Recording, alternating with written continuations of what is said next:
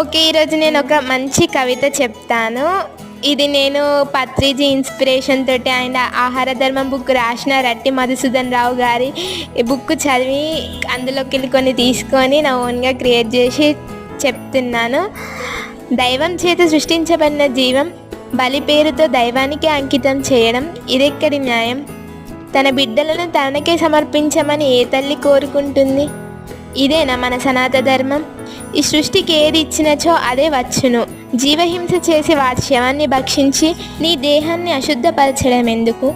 ప్రకృతి అందించే అమృతాన్ని వీడి పాపకర్మలతో కూడిన మాంసాహారం ఎందుకు? ఓ మానవ, ఇంకెంతకాలం ఈ అజ్ఞానమనే అంధకారంలో జీవిస్తావు? శుద్ధ శాకాహారం భక్షించి ధ్యాన మార్గంలో నడిచి జ్ఞాన సాధువుగా మారి పాపకర్మలను వీడి ముక్తిని పొందవెందుకు? ఆలోచించు, ఇదే జీవిత స్వార్థకం. ఓకే. ఈరోజు